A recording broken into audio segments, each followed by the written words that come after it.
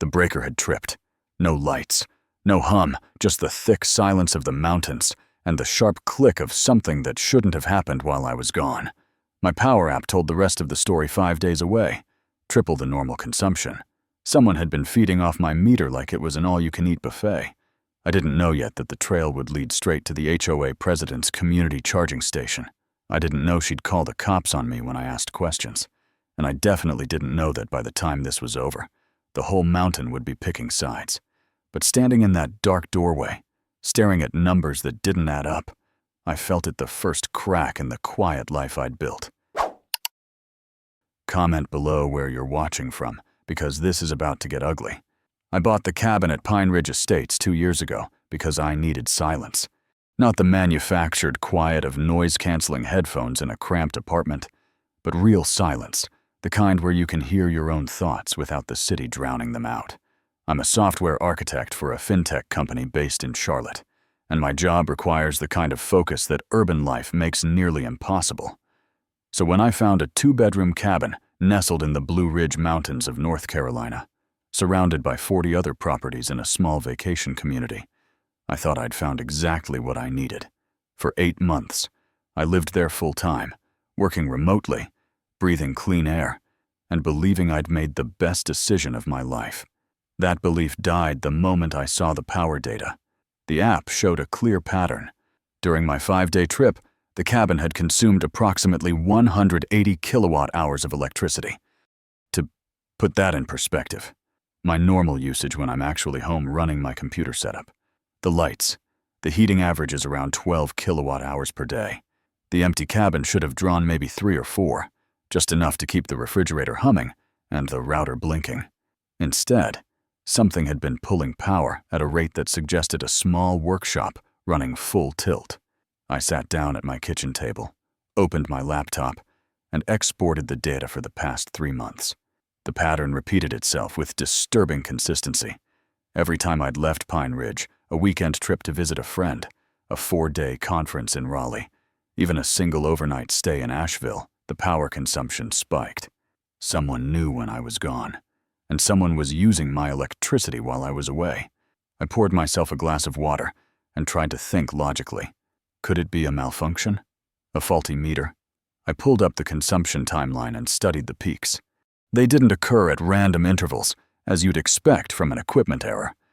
They rose during daylight hours and dropped at night, the exact opposite pattern of automated systems, like refrigerators or water heaters. This was human behavior. Someone was doing something during the day, then stopping when darkness fell. The total estimated loss over 3 months came to roughly 800 kilowatt-hours, which translated to somewhere between $120 and $150. Not a fortune. But that wasn't the point. The point was that someone had been treating my property like their personal power outlet, and they'd been doing it for months without my knowledge.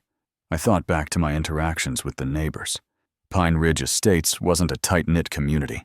Most of the 40 properties were vacation homes, occupied only on weekends or during holiday seasons. Only about a dozen of us lived here year-round. I knew a few names, exchanged polite waves, and occasionally chatted at the mailboxes. One name surfaced more than others: Melinda Crowe, the self-appointed queen of the HOA.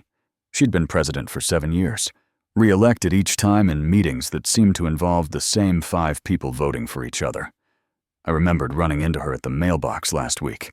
She'd asked about my travel schedule, with what I'd assumed was neighborly interest. "You go to Charlotte often, don't you?" she'd said, smiling. "Must be lonely. That cabin all by yourself." At the time, I'd thought it was small talk. Now I wondered if it was reconnaissance. The next morning, I woke before dawn and did something I'd never done before. I traced the electrical lines running from my meter. The main feed came from the utility pole at the edge of my property, dropped down to the meter mounted on the side of the cabin, then ran inside through the breaker panel. Standard setup. But as I followed the conduit with a flashlight, I noticed something that made my stomach tighten. Behind the meter, partially hidden by a decorative shrub I'd never bothered to trim, a secondary line branched off. It was encased in brown PVC tubing, the same color as the tree bark around it, and ran along the base of my fence toward the common area. I pushed through the shrubs, scratching my arms on branches, and followed the line to the property boundary. There, at the corner post, the tubing disappeared through a small hole in the fence. The hole had been cut cleanly, deliberately. This wasn't a decay or an accident. Someone had done this on purpose. I stood at that fence for a long time, my breath fogging in the cool mountain air. On the other side of the property line lay the community parking area, and in the center of that lot sat a structure I'd barely noticed before, the community EV charging station that Melinda Crowe had announced in an HOA email 3 months ago. I remembered the subject line, a green step forward for Pine Ridge, and how I'd skimmed the message without much interest since I didn't own an electric vehicle. Now I stared at that charging station with new eyes, 2 sleek posts, blinking green lights, and a power cable that, if I followed its likely path backward, would lead straight to the hole in my fence. The math was simple. The charging station had no visible connection to the HOA's utility pole. The only power source in range was my cabin, and Melinda Crowe, the woman who'd asked about my travel schedule, was the one who'd built it. I walked back inside, washed the dirt off my hands, and sat down at my laptop. I wasn't ready to confront anyone yet. I needed more than a suspicious wire and a theory. I needed proof that would hold up if this went further, and something told me it would go much further. I opened a new document and typed a header, Pine Ridge Electrical Theft Evidence Log. Then I started listing everything: dates, consumption figures, photos of the wire, the HOA email about the charging station. I'd spent 15 years building systems that tracked data, identified anomalies, and presented findings in ways that couldn't be dismissed. If Melinda Crowe thought she could gaslight her way out of this, she was about to learn that she'd picked the wrong neighbor. That evening, I sat on my back porch with a cup of coffee, watching the last light fade behind the mountains. The charging station's green lights blinked steadily in the distance, a small constellation of theft winking at me across the parking lot. I thought about calling the power company right then, but something held me back. I wanted to see it happen. I wanted to catch her in the act. Patience, I told myself. Document everything. Let her think she's getting away with it. And when the time comes, make sure there's nowhere left for her to hide. I finished my coffee as darkness settled over Pine Ridge. Somewhere down the hill, I heard a car door close and an engine start. The SUV's headlights swept across the trees as it pulled away. I recognized the vehicle. White, late model, Melinda Crowe's.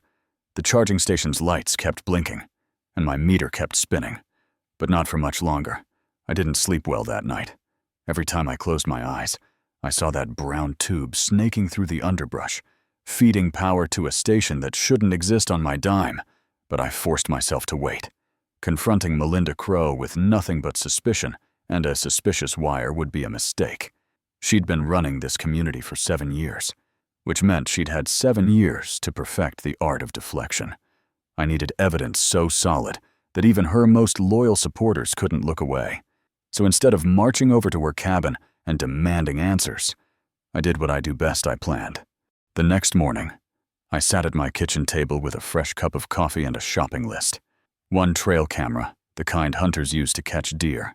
Motion activated with night vision. 1 clamp meter to measure electrical current. And a whole lot of patience. The equipment arrived 2 days later. I'd spent the waiting time doing research, diving into HOA bylaws and North Carolina utility regulations. What I found was illuminating. The HOA's governing documents required board approval and a community vote for any capital improvement exceeding $500. The charging station, based on similar installations I found online, would have cost at least $3,000. I searched my email for any record of such a vote. Nothing. The only mention of the station was Melinda's triumphant announcement email, which read more like a royal decree than a proposal. I am pleased to announce that Pine Ridge Estates is now home to a community EV charging station, she'd written. This green initiative reflects our commitment to sustainability and forward-thinking values. No budget, no funding source, no vote. Just Melinda deciding what was best for everyone and expecting applause. I also looked up the relevant statute, North Carolina General Statute 1451.1, which covers theft of electric current. It's a Class 1 misdemeanor, punishable by fines and potential jail time. If the value exceeds $1,000, it can escalate to a felony, My estimated losses were still under 200, but I suspected I was only seeing part of the picture. The charging station had been operational for 3 months. How many other cabins had she tapped when their owners were away? How many snowbirds were subsidizing her green initiative without knowing it? The scope of this thing might be bigger than my meter alone could reveal. On the 3rd day, I installed the trail camera. I chose a spot in the thick rhododendrons near my fence line, close enough to capture the charging station and the suspicious wire, but hidden enough that a casual observer wouldn't notice it. The camera is linked to an app on my phone, sending me alerts whenever it detects motion. Then I calibrated the clamp meter and identified the secondary breaker that fed the unauthorized line. Everything was in place. Now, I just had to wait for Melinda to take the bait, to make sure she felt safe enough to act. I drove my car down the mountain that afternoon, making a show of leaving. I parked at a trailhead 2 miles away, then hiked back through the woods to my cabin. It felt ridiculous, like I was playing spy in my own neighborhood. But desperate times, as they say. The alert came at 4:17 in the afternoon.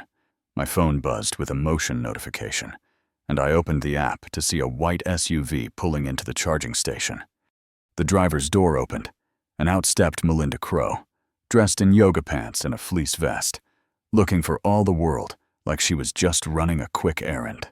She walked to the charging post, plugged the cable into her vehicle, and strolled back toward her cabin without a backward glance. The whole process took less than 2 minutes. I watched the footage 3 times, then checked my power monitoring app. The consumption had jumped exactly when she plugged in. The clamp meter, which I'd left attached to the secondary breaker, showed a draw of 32 amps consistent with a level 2 EV charger. She wasn't even trying to hide it. Why would she? In her mind, she'd already gotten away with it for months. I spent the next hour documenting everything. Screenshots of the power spike, photos of the clamp meter reading, the trail camera footage, time-stamped and geotagged. I added it all to my evidence log, creating a timeline that started with the first anomaly I'd noticed 3 months ago and ended with this afternoon's smoking gun. The case was building itself, but I also knew that evidence alone wouldn't be enough if I wanted this resolved quickly and cleanly. I needed to give Melinda a chance to explain herself, or, more likely, to dig her hole deeper. Confrontation was risky. She controlled the HOA email list, the community bulletin board, and the social dynamics of Pine Ridge. If I came at her wrong, she could spin the narrative before I had a chance to present my side. But if I didn't confront her at all, this would drag on for weeks while I waited for utility company investigators and legal processes to grind forward. I decided to take the risk. Sometimes you have to shake the tree to see what falls out. I was gathering my thoughts when movement on the trail camera feed caught my eye. An older man was walking through the parking lot, hands in his jacket pockets, pausing near the charging station. I recognized him. Simon Reddick, the longest tenured resident of Pine Ridge. He'd been here 20 years, a retired carpenter who kept to himself and rarely attended HOA meetings. I watched him study the charging station for a long moment, then shake his head slowly before continuing on his way. There was something in that gesture, a weary resignation, like a man who'd seen this movie before and already knew the ending. I made a mental note to talk to him, but first, I had a queen to dethrone. I walked out my front door just as the afternoon light began to soften. Melinda's SUV was still plugged in, its charging indicator glowing a steady blue. I crossed the gravel path toward the station, my phone in my pocket with the camera app still recording. The mountains rose around me, indifferent and ancient, as I positioned myself next to the charging post and waited. I didn't have to wait long. Melinda appeared on the trail from her cabin, a paper coffee cup in her hand, her expression shifting from relaxed to alert the moment she spotted me.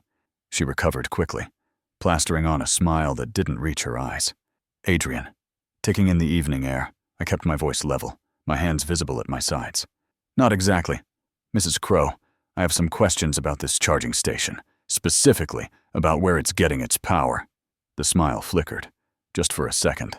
Then it came back, harder than before. I'm not sure I understand what you mean. I pulled out my phone and showed her the screen. I think you understand perfectly, and I think we need to have a conversation about my electric bill. Melinda's eyes dropped to my phone screen, and I watched her expression cycle through several emotions in rapid succession confusion. Recognition, and then something cold and calculating. She recovered faster than I expected. "I don't know what you think you're looking at," she said, her voice steady but pitched slightly higher than before. "That charging station runs on HOA power. It's a community amenity." I shook my head slowly. "There's no line running from the HOA utility pole to this station. I checked. The only power source within 100 feet is my cabin." I swiped to another image on my phone, the brown PVC tube disappearing through the hole in my fence. "This wire runs from behind my meter, across my property line, and directly into this charging station. I have 3 months of power consumption data showing spikes every time I leave town, and I have footage from this afternoon of you plugging in your vehicle." I kept my tone even, almost conversational. "So I'll ask again. Would you like to explain?" The mask slipped for just a moment. I saw a flash of something ugly beneath the polished surface, not embarrassment or guilt, but fury. Pure, concentrated fury at being caught. Then the mask came back, but different this time. Her shoulders dropped. Her chin trembled. When she spoke again, her voice had transformed into something fragile and wounded. "I can't believe you're accusing me of this, after everything I've done for this community." She pressed a hand to her chest. "I didn't know anything about the wiring. The contractor must have made a mistake. I specifically told them to connect to the HOA meter." I almost admired the performance. Almost. "What contractor? I'd like to see the invoice." Her eyes flickered. "I don't remember the name offhand. I'll have to check my records." She was stalling now, buying time to construct a narrative. I'd seen this before in business negotiations, the moment when someone realizes they're cornered and starts throwing up smokescreens. "I'll need that information for my report to Duke Energy," I said. "I've already contacted their fraud investigation department. They're sending someone out next week." That's when the performance shifted into its final act. Melinda's wounded expression hardened into something theatrical. She stepped backward, away from me, her hand fumbling for her phone. "You're threatening me," she said, loud enough to carry across the parking lot. "I'm a woman alone, and you're threatening me." I didn't move, didn't raise my voice, didn't give her anything she could use. "I'm asking questions about unauthorized use of my electricity. That's not a threat." But she wasn't listening anymore. She had her phone to her ear, her free hand gesturing wildly as she spoke. "Yes, I need the police. A man is harassing me at Pine Ridge Estates. He's aggressive, and I feel unsafe. Please hurry." She rattled off the address while staring at me with an expression of theatrical fear. When she hung up, she kept the phone clutched to her chest like a talisman. "You're going to regret this. Adrian, everyone's going to know what kind of person you are." I took a slow breath and reminded myself that losing my temper was exactly what she wanted. "I'll wait right here for the police, Mrs. Crowe. I'm sure they'll be interested in seeing my evidence." The next 15 minutes were among the longest of my life.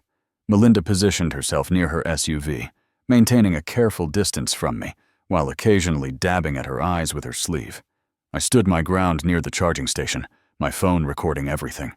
A few neighbors emerged from their cabins to watch.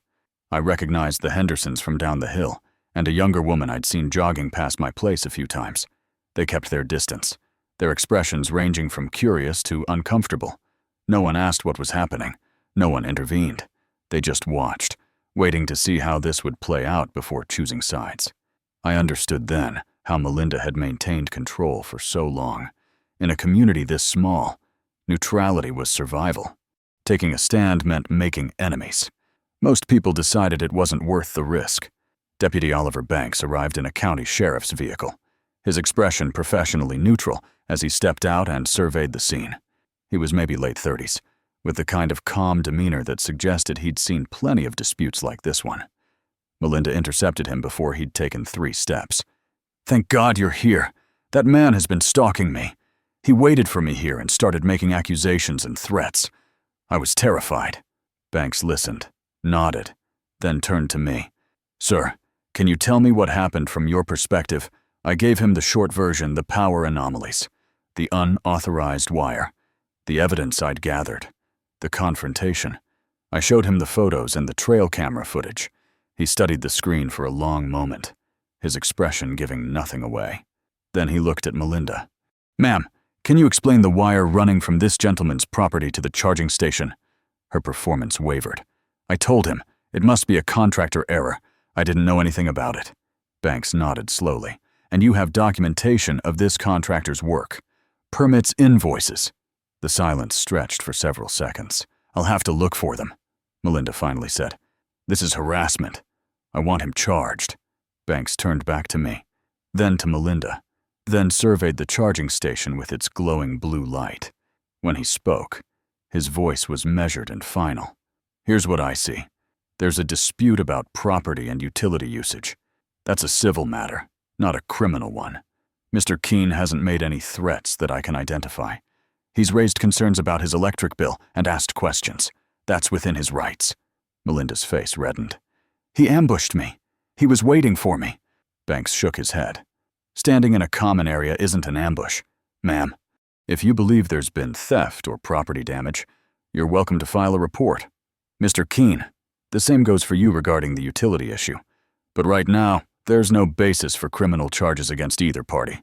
He reached into his pocket and produced a business card, which he handed to me. If anything escalates threats, property damage, anything like that, call me directly. Document everything. I took the card and thanked him. Melinda looked like she wanted to argue further, but something in Banks' expression stopped her. She settled for a final glare in my direction.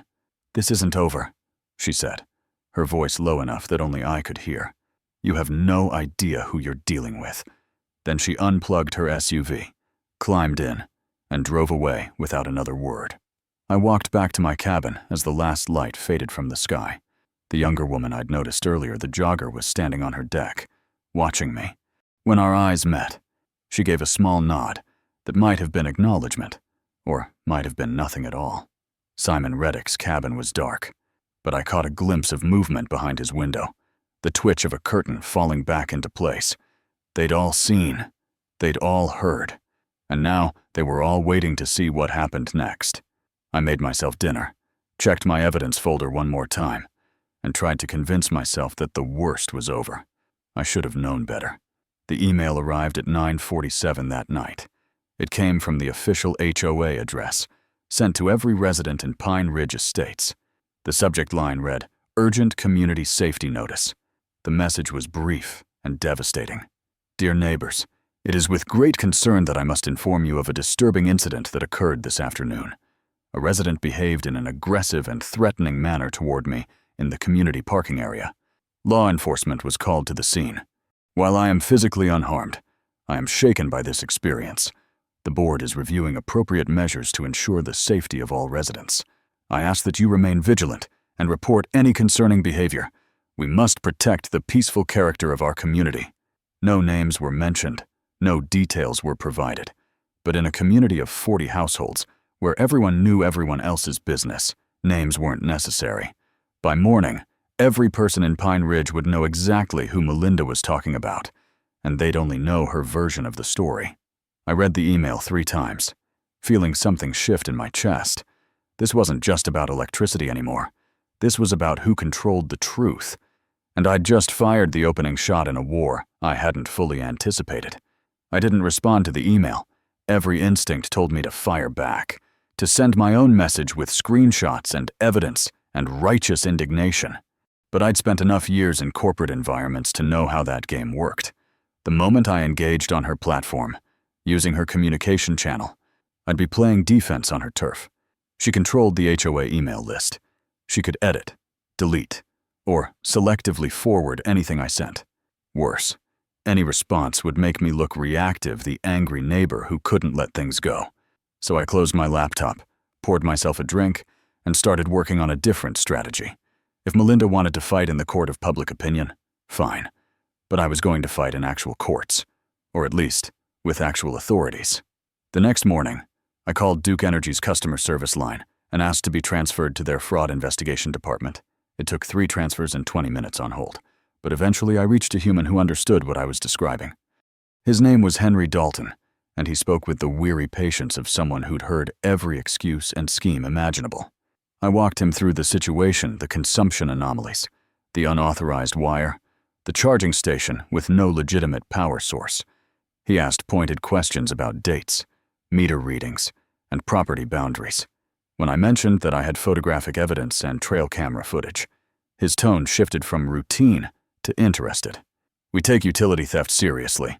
Mr. Keene, I can have an investigator on site within 72 hours. We scheduled the visit for Thursday afternoon. I thanked him and hung up, feeling like I'd finally taken a concrete step forward. The knock on my door came around 10 that morning. I opened it to find Simon Reddick standing on my porch, his weathered hands stuffed into the pockets of a canvas jacket. He looked uncomfortable, like a man who'd rather be anywhere else but had forced himself to show up anyway. "Got a minute?" he asked. I invited him in and offered coffee, which he accepted. We sat at my kitchen table, and for a long moment, he just stared into his mug, gathering his thoughts. Then he looked up at me with eyes that held 2 decades of accumulated grievances. "I saw what happened yesterday, and I read that email she sent. Figured you might want to know you're not the first person she's done this to." I leaned back in my chair and waited. Sometimes the best thing you can do is give someone space to tell their story. Simon's tale came out in fragments, like he was pulling splinters from old wounds. 3 years ago, Melinda had proposed a road improvement assessment, a special fee of $2,000 per household to repave the community's private roads. Simon had attended the meeting where she presented the idea, looked at the proposed budget, and asked a simple question. Why were they paying nearly double the market rate for the work Melinda hadn't appreciated the scrutiny? She'd deflected, changed the subject, and pushed the vote through with her usual coalition of loyal supporters.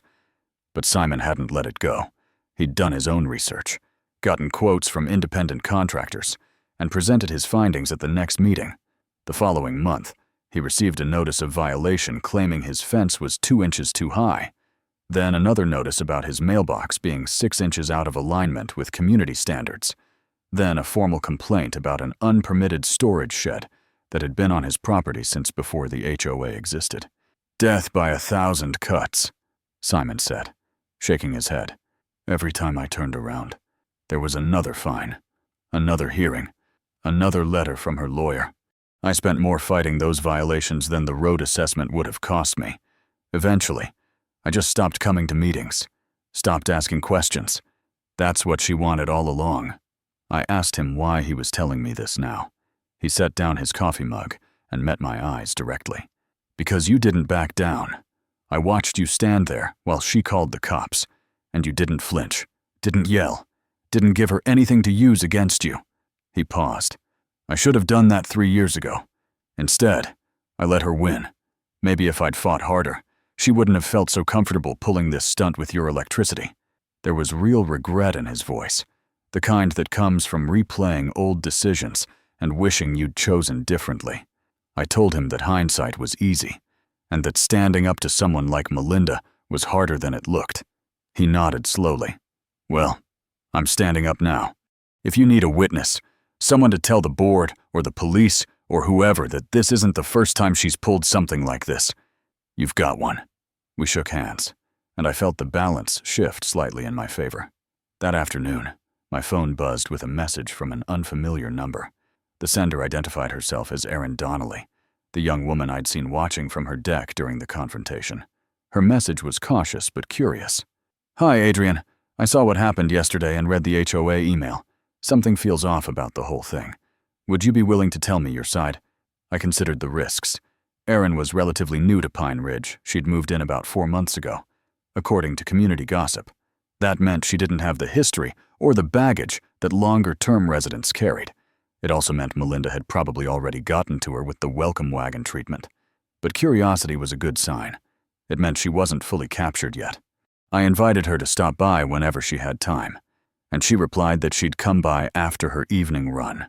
Thursday arrived with the kind of crisp autumn weather that reminded me why I'd moved to the mountains in the first place. Henry Dalton pulled up in a Duke Energy truck at 2:15, right on schedule.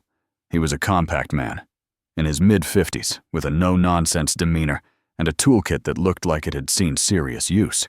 I walked him through the situation, showed him my documentation, and led him to the fence line, where the unauthorized wire crossed onto common property. He examined the connection points, took measurements, photographed everything, and used equipment I didn't recognize to test the current flow.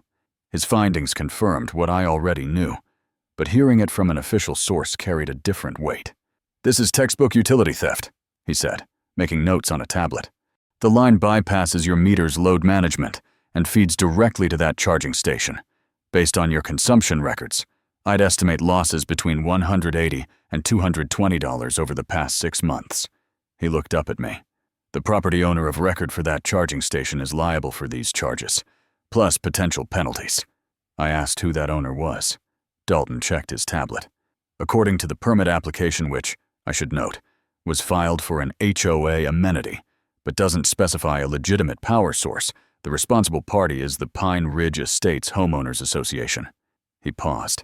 Representative listed is Melinda Crowe. The name hung in the air between us. I thanked him and asked about the next steps. He explained that Duke Energy would issue a formal violation notice and that I had the right to file a police report for criminal theft charges. The evidence was clear. The path forward was straightforward. For the first time since this began, I felt like I was gaining ground. As Dalton was packing up his equipment, I noticed movement near the community mailboxes. Melinda Crowe stood frozen on the walking path, Paula Whitmore beside her, both of them staring at the Duke Energy truck like it was a predator that had wandered into their territory. Even from 50 yards away, I could see the color drain from Melinda's face. She grabbed Paula's arm and pulled her close, whispering urgently. Then they turned and walked quickly back toward Melinda's cabin. I couldn't hear what they were saying, but I caught one fragment carried on the wind. "Emergency board meeting tonight." That evening, as I was reviewing my evidence folder for the 100th time, my phone buzzed with a text from an unknown number. No greeting, no signature, just 7 words that turned my quiet evening into something else entirely. "You're playing with fire. Walk away now." I screenshot the message, added it to my evidence log, and typed a single line in my notes. "They're scared. Good." The atmosphere in Pine Ridge shifted after the Duke Energy visit. It wasn't anything I could point to directly, no confrontations, no angry words, just a subtle change in the way people looked at me, or rather, the way they stopped looking at me altogether. The Hendersons, who used to wave when I passed their cabin, suddenly found reasons to look the other way. A couple I'd chatted with at the mailboxes a few times crossed to the other side of the road when they saw me coming. Even the man who ran the small convenience store at the bottom of the mountain seemed colder. His usual friendly banter replaced by monosyllabic transactions. Melinda's email had done its work. In the absence of my side of the story, her version had become the default truth. I was the aggressive newcomer who'd threatened a beloved community leader. The fact that none of it was accurate didn't seem to matter. The first incident happened on day 3. I woke before dawn to let in some fresh air and found my front porch covered in garbage-torn bags, rotting food scraps, and papers scattered across the wooden boards. The smell hit me before I fully registered what I was seeing. Someone had slashed open trash bags and dumped the contents deliberately, spreading them in a wide arc that reached almost to my door. I stood there in the gray morning light, coffee growing cold in my hand, and felt something tighten in my chest. This wasn't random. This was a message. I checked my trail camera footage and found a grainy image from 3:27 in the morning, a figure in a dark hoodie, face obscured, tossing the bags onto my porch before disappearing into the shadows. The resolution wasn't good enough for identification. I reported it to Deputy Banks, who took down the details with professional sympathy, but warned me that without a clear image, there wasn't much he could do. "Keep documenting," he said. "Patterns matter in cases like these." 2 days later, I walked out to my car and found both front tires flat. Not slashed, that would have been too obvious.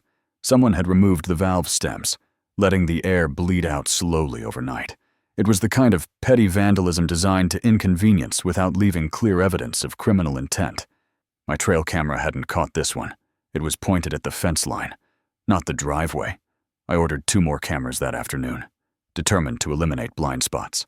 While I waited for the tow truck, I sat on my porch and watched the morning mist rise off the mountains. The beauty of this place felt different now, tainted by the knowledge that someone out there was watching me, waiting for opportunities to make my life miserable.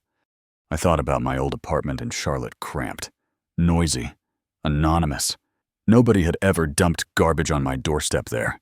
Nobody had cared enough to bother. The messages escalated too. 2 more texts from blocked numbers arrived over the following days. "Good neighbors don't sue good neighbors," read the first. The second was more direct. "Are you sure you want to keep living here?" Then came an email from a throwaway account. Its subject line reading, "Friendly advice." The message inside made my blood run cold. "I hear you work remotely for a tech company. Does your employer know you're a troublemaker? Community harassment looks bad on background checks." The threat was clear. They were going to try to destroy my livelihood. I screenshot everything, added it to my growing evidence folder, and tried to ignore the knot forming in my stomach. These weren't just pranks anymore. Someone was trying to systematically dismantle my life. That night, I couldn't sleep. I lay in bed listening to the wind move through the pines, every creak and rustle amplified by my heightened nerves. I found myself running calculations in my head. Was this worth it? The electricity theft amounted to maybe $200, less than a month's worth of groceries. I could let it go, withdraw my complaint, make peace with Melinda, and return to the quiet life I'd come here to find. The rational part of my brain understood the appeal of that option. But another part, the part that had spent 15 years building systems designed to catch exactly this kind of fraud, refused to accept it. This wasn't about money. It was about principle. If I backed down now, Melinda would learn that intimidation worked. She'd do this again, to someone else, someone who might not have the resources or the stubbornness to fight back. Simon had retreated, and she'd only grown bolder. I wasn't going to make the same mistake. The next morning, I called Victor Hensley, a lawyer I knew from my Charlotte days, who specialized in property disputes and civil litigation. I laid out the situation: the theft, the false police report, the harassment campaign, the threatening messages. He listened without interrupting, then asked a few clarifying questions about documentation and timeline. When I finished, he was quiet for a moment. "You've got a solid case," he said finally. "Utility theft is clear-cut with the Duke Energy report. The harassment pattern could support additional charges: stalking, intimidation, possibly defamation, depending on what she's been telling people. But here's the thing about suing HOAs: it's expensive, it's slow, and it makes enemies." He paused. "That said, sometimes making enemies is the right move. The question is whether you're prepared for what comes next." I told him I was. He said he'd start drafting a cease and desist letter and advised me to file a formal police report about the utility theft. "Create a paper trail," he said. "The more official documentation you have, the harder it is for her to spin this as a personal vendetta." I spent the rest of the day fortifying my position, filed the police report, installed the new cameras, sent Victor my complete evidence package. I also reached out to Erin Donnelly, who had stopped by briefly earlier in the week to hear my side of the story. She'd seemed genuinely disturbed by what I showed her: the photos, the footage, the timeline of events. "I had no idea," she'd said, shaking her head. "Mrs. Crowe was so welcoming when I moved in. She brought me cookies." I told her that predators often wore friendly faces. She'd left looking troubled, promising to think about everything. I hoped she was thinking hard, because I had a feeling I was going to need allies soon. That night, I was reviewing the cease and desist draft Victor had sent over when my phone buzzed with a motion alert. I opened the camera app and felt my throat tighten. A white SUV sat parked on the access road about 30 yards from my cabin, its headlights off, engine apparently running based on the faint exhaust visible in the cold air. I watched the feed for 23 minutes, barely breathing, as the vehicle just sat there. No one got out. No one approached. Just a dark shape in the darkness, pointed at my home. Then, without warning, the headlights flared to life, sweeping across my windows like searchlights before the SUV reversed and drove away. I recognized the silhouette. I'd seen that vehicle plugged into the charging station that started all of this. I didn't sleep that night either, but I wasn't scared anymore. I was angry, and I was ready. The knock came on a Saturday afternoon, sharp and insistent. I wasn't expecting anyone. Simon had mentioned he might stop by later in the week, and Erin had texted that she was still processing everything, but neither had confirmed a specific time. I checked the camera feed on my phone before opening the door. A habit I'd developed over the past week, and saw 2 figures standing on my porch: Paula Whitmore, Melinda's closest ally and vice president of the HOA board. dressed in an expensive-looking sweater and designer jeans. Beside her stood a man I didn't recognize, mid-50s. Silver hair, the kind of tan you get from golf courses rather than actual outdoor work. His posture radiated the casual arrogance of someone who'd never been told no in his life. I took a breath, made sure my phone was recording audio in my pocket, and opened the door. Paula's smile was the kind that never reached her eyes. "Adrian, I hope we're not interrupting. This is my husband, Miles Corman. We thought it might be good to have a conversation neighbor to neighbor without all the official channels getting in the way." Miles extended his hand, and I shook it briefly. His grip was firm to the point of aggression, the handshake of a man who viewed every interaction as a dominance contest. I stepped back and gestured them inside, noting that my interior camera mounted on a bookshelf and disguised as a decorative piece had a clear view of the living room. Whatever happened in the next few minutes would be documented. "Can I offer you something to drink?" I asked, keeping my voice neutral. Paula declined with a wave of her hand. Miles didn't bother responding. They sat on my couch without being invited, and I settled into the armchair across from them, maintaining a comfortable distance. Paula opened with the expected script. "Adrian, we're all very concerned about how things have escalated. Melinda is devastated by these accusations. She's given years of her life to this community, and now her reputation is being dragged through the mud." I waited, letting her finish without interrupting. "We understand there may have been some confusion about the charging station's power source.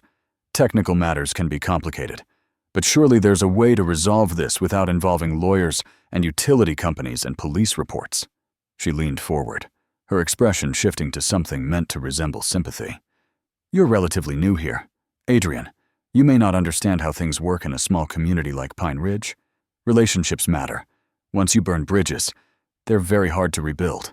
I nodded slowly, as if considering her words. "I appreciate you coming by, Mrs. Whitmore, but I'm not sure what kind of resolution you're suggesting. Someone ran an unauthorized electrical line from my property to that charging station. Duke Energy has confirmed it.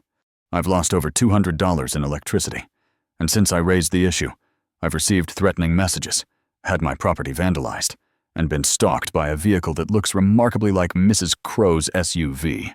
Miles shifted forward, his veneer of civility dropping away. "Let's cut the crap. Keen, you've been in Pine Ridge for what, 2 years? You're a renter in a community of owners." I started to correct him. I owned my cabin outright, but he steamrolled over me. "Melinda has invested 15 years in this place. She knows everyone. She's connected to people you've never even heard of." His voice dropped to something that might have been meant as intimidating.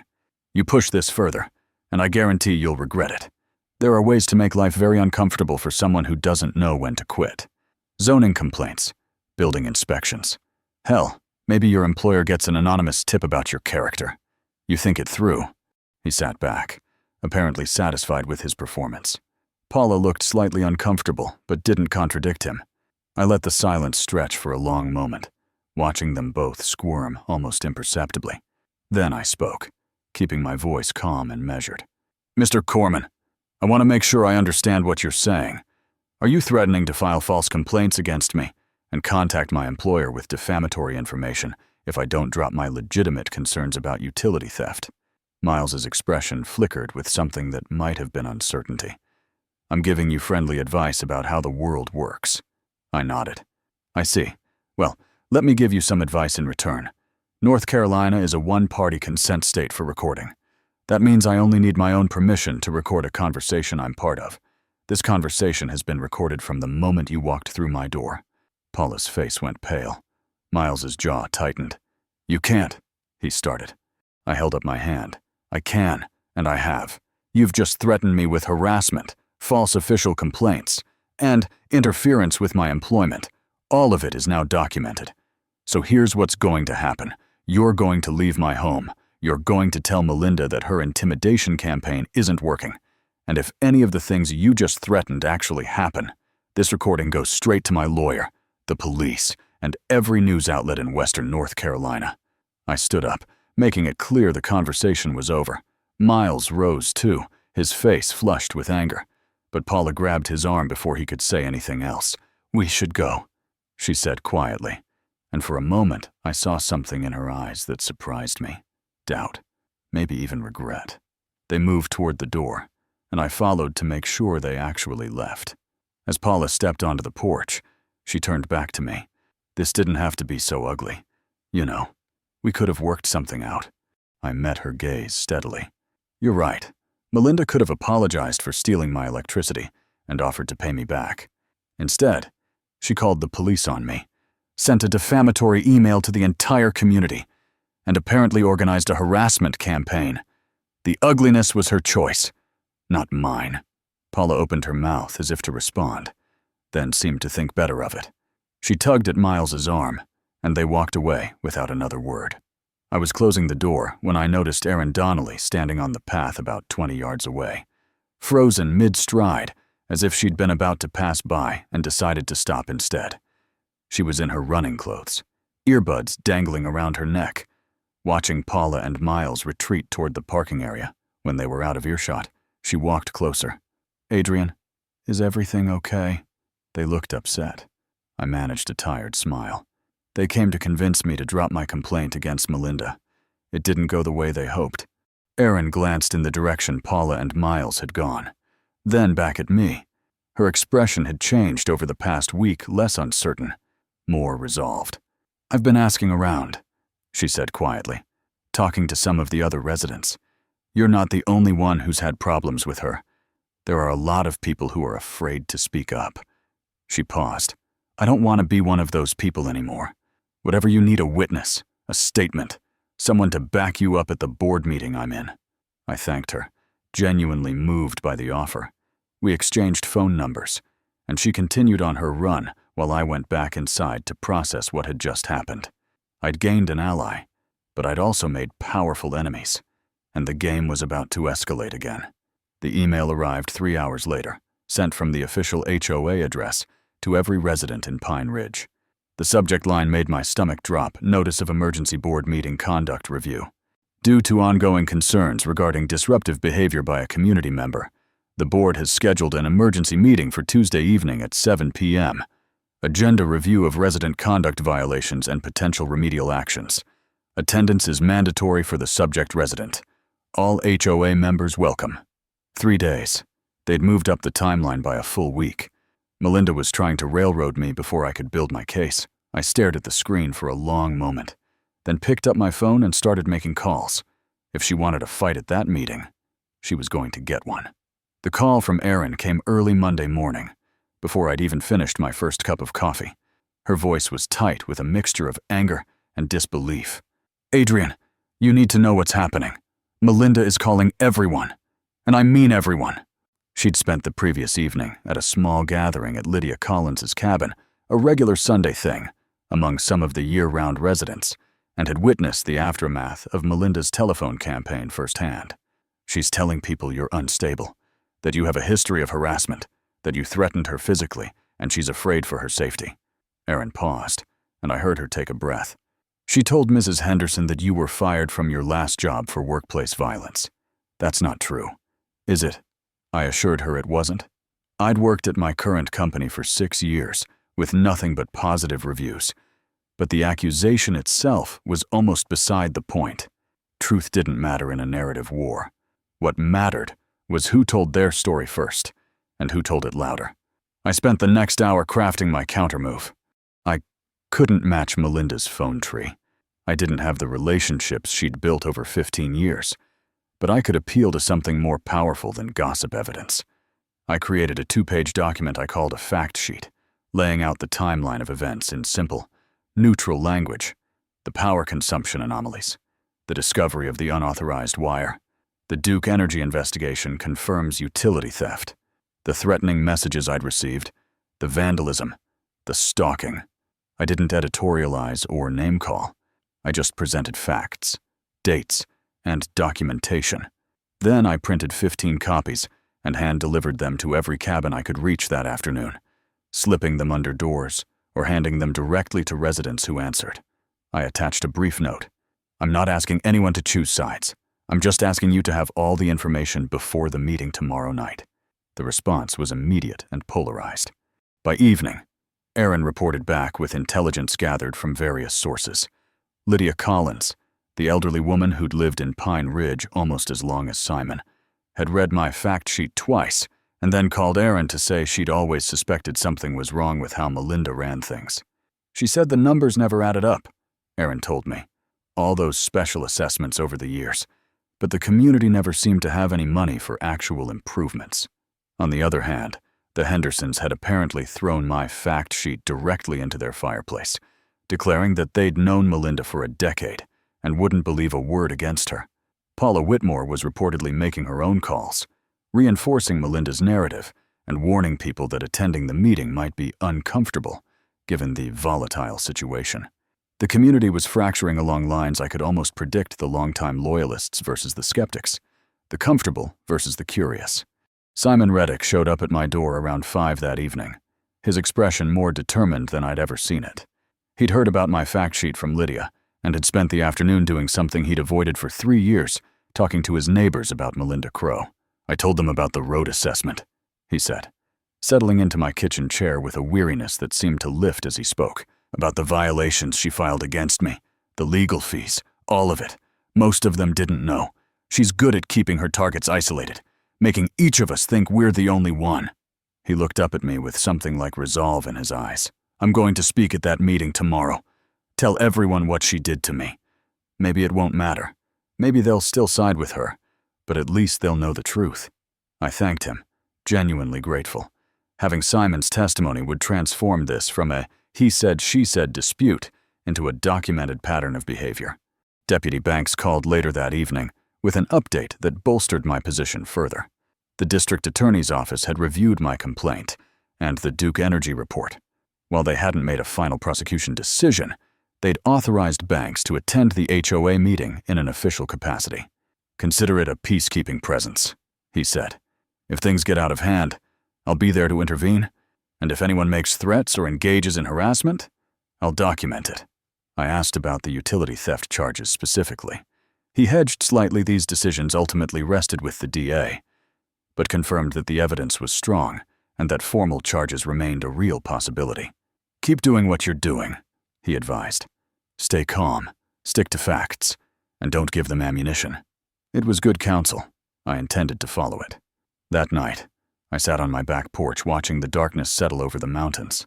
The air had turned cold enough that I could see my breath, and somewhere in the distance, an owl called out into the silence. I thought about how different my life had been just 2 weeks ago. Quiet mornings, focused work, the simple pleasure of living in a beautiful place. Now I was preparing for battle, marshaling allies, documenting threats. Part of me grieved for the peace I'd lost, but a larger part understood that the peace had been an illusion. Melinda had been stealing from me for months, maybe longer. The only thing that had changed was my awareness of it. The rot had been there all along, hidden beneath the surface of neighborly smiles and HOA newsletters. I was just the one who'd finally dug deep enough to find it. I tried to sleep around 11 but couldn't quiet my mind. I kept running through scenarios for the meeting, anticipating attacks and planning responses. Around midnight, I gave up and went to check my cameras, a paranoid habit I'd developed over the past week. The feeds showed nothing unusual at first. The driveway, the fence line, the path leading to the common area. Then I switched to the camera covering the access road, and my breath caught. The white SUV was back. It sat in the same spot as before, about 30 yards from my cabin. Headlights off, just a dark shape against the darker trees. I watched the timestamp tick forward: 12:04, 12:05, 12:06. The vehicle didn't move. No one got out. It just sat there, watching. At 12:17, the engine must have revved, because I saw the exhaust plume thicken momentarily. Then the headlights blazed to life, pointed directly at my cabin. They stayed on for exactly 10 seconds, I counted, before cutting off again. The SUV reversed slowly, turned, and disappeared down the mountain road. I saved the footage, added it to my evidence folder, and noted the time and duration in my log. 13 minutes of surveillance, 10 seconds of deliberate intimidation. Whoever was in that vehicle, and I had my suspicions, wanted me to know I was being watched. They wanted me scared, rattled, off balance for tomorrow's meeting. I stood at my window for a long time after the SUV left, staring at the empty road.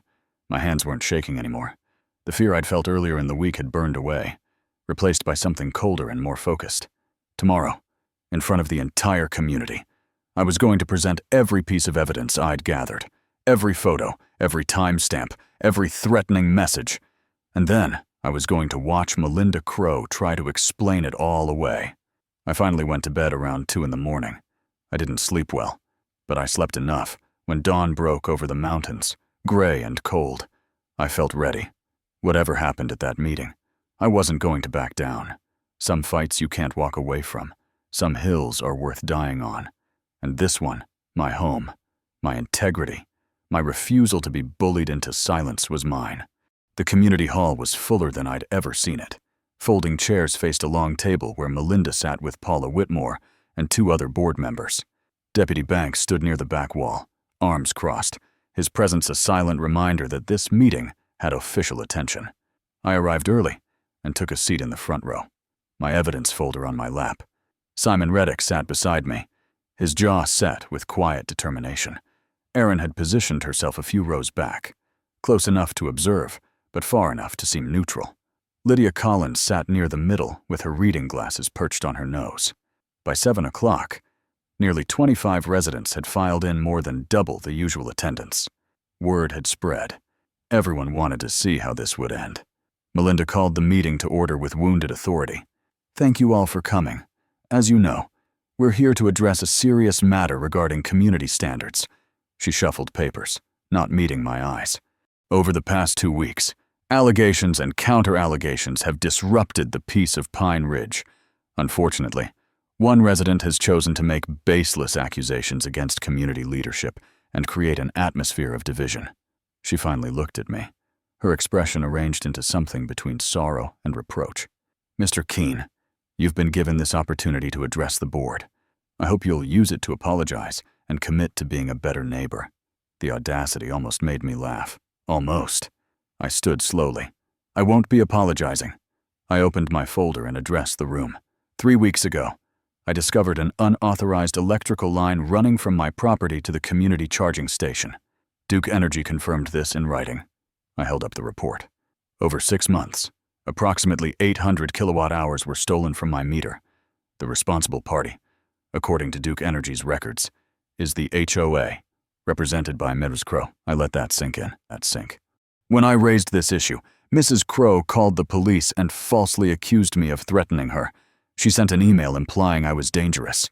I produced the printout. Since then, I've received anonymous threats, had my property vandalized, and been surveilled by a vehicle matching Mrs. Crowe's SUV. I laid out the photos, screenshots, and timestamps. Everything I'm saying is documented. Out of the corner of my eye, I caught Erin leaning forward, her hand pressed flat against her chest, as if physically absorbing the weight of what she was hearing. The room had gone quiet. Before Melinda could respond, Simon Reddick rose. "I'd like to say something." He didn't wait for permission. 3 years ago, I questioned a financial decision Mrs. Crowe made, a road assessment that seemed overpriced. For 6 months afterward, I was hit with violation notices for things that had never been problems before. My fence, my mailbox, a shed that's been on my property for 20 years. His voice carried long suppressed frustration. What Mr. Keene described the retaliation, the smear campaign, the isolation that's not new. It's a pattern. It's how she's maintained control for years. He looked around the room. How many of you stayed quiet because it was easier than fighting? No one spoke, but heads nodded almost imperceptibly. The silence itself was an answer. Melinda stood abruptly, her chair scraping against the floor. "This is outrageous.